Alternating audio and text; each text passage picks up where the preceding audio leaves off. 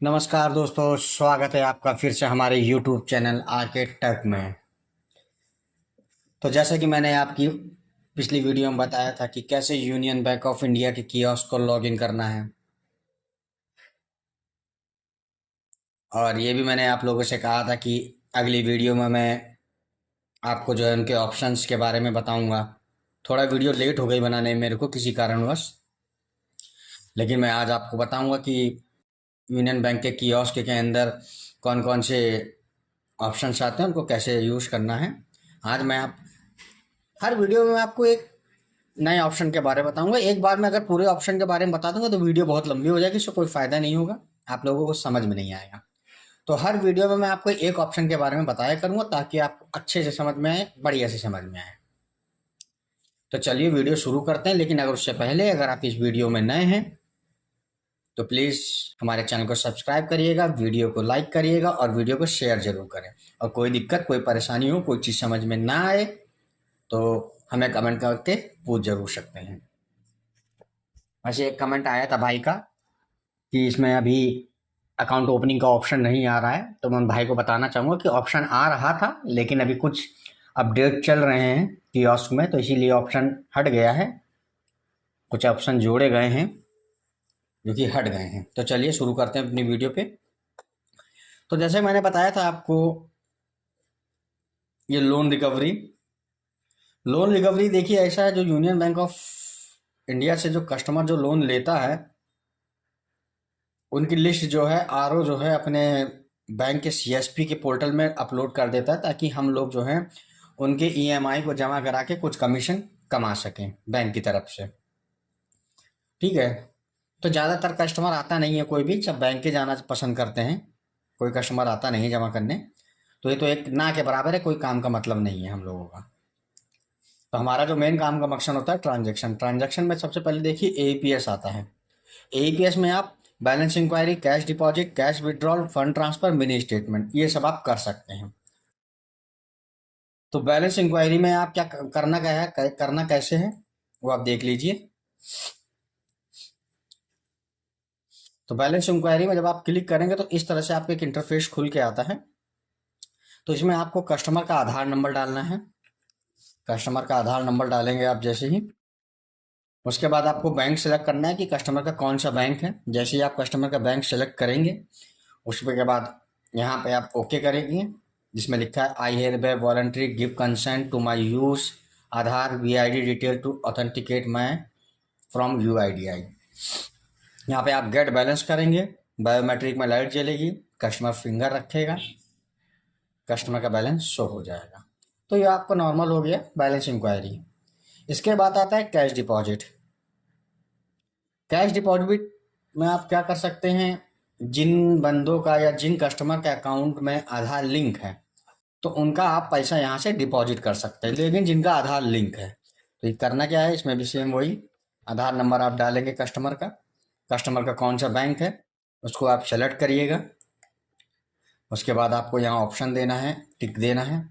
यहाँ पे आप अमाउंट डालिए, कस्टमर को कितना जमा करना हो। जैसे कस्टमर अगर चाहे तो 5,000 जमा करना चाहता हो, वो आपके ऑप्शन डिपेंड है। मैंने जैसे 10 लिख दिया। उसके बाद आप कंफर्म डिपॉजिट करिए। कंफर्म डिपॉजिट करेंगे, बायोमेट्रिक में लाइट जलेगी, कस्टमर फिंगर लगाएगा, पैसा जमा हो जाएगा। सिंपल, कोई हार्ड फंडा नहीं है। बैंक के सीएसपी के ज़्यादातर हार्ड फंडिंग तो बहुत सिंपल और नॉर्मल होते हैं। ठीक है। और उसके बाद आता है तीसरा, कैश विड्रॉल। हाँ, इस ऑप्शन में थोड़ा सा दिक्कत हो गई है, पहले पहले नहीं थी लेकिन अब हो गई है। अब क्या दिक्कत हो गई है कि जैसे आप यूनियन बैंक का सीएसपी चलाते हैं तो आप अपने कस्टमर का अगर विड्रॉल करते हैं तो उसमें कोई दिक्कत नहीं है, उसमें आपको अंगूठा लगाने की ज़रूरत नहीं है। एक ही बार में अंगूठा लगाएंगे, काम खत्म, पैसा विड्रॉल। लेकिन हाँ, अदर बैंक का कस्टमर का अगर निकालते हैं तो दिक्कत पड़ती है। दिक्कत क्यों पड़ेगी, अब जैसे यूनियन बैंक का कस्टमर है, आप यहाँ विड्रॉल कर लगाइए, इसको करिए, 10,000 रुपया एंट्री करिए। उसके बाद यहाँ कंफर्म कैश विड्रॉल में करेंगे, कस्टमर का आ जाएगा लिखा हुआ, कस्टमर अंगूठा लगाएगा, काम फिनिश। इसमें कोई दिक्कत नहीं है।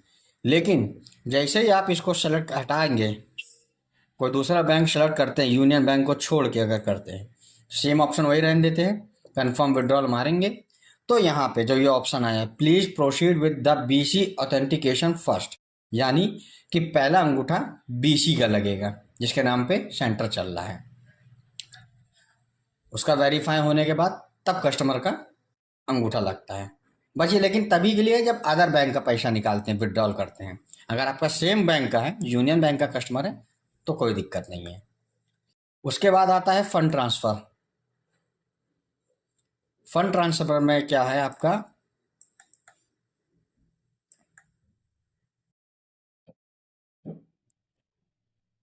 फंड ट्रांसफर में क्या है आपका,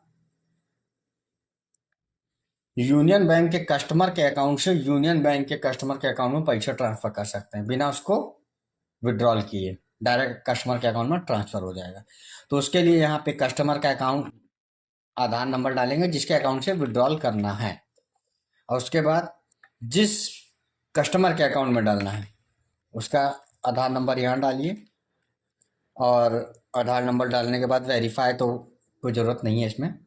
उसके बाद कितना पैसा ट्रांसफ़र करना है, उसके बाद यहाँ फंड ट्रांसफ़र पे ऑप्शन पे क्लिक करेंगे, जिसके अकाउंट से विड्रॉल हो रहा है उसका फिंगर लगेगा, पैसा निकल के सामने वाले के कस्टमर के अकाउंट में ट्रांसफ़र हो जाएगा। उसके बाद आता है मिनी स्टेटमेंट।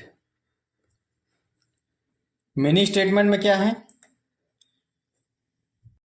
आप किसी भी बैंक के कस्टमर का मिनी स्टेटमेंट चेक कर सकते हैं। लास्ट के 10 ट्रांजेक्शन आपको शो करेगा, लास्ट के 10 ट्रांजेक्शन, बस इससे ऊपर नहीं दिखा सकता।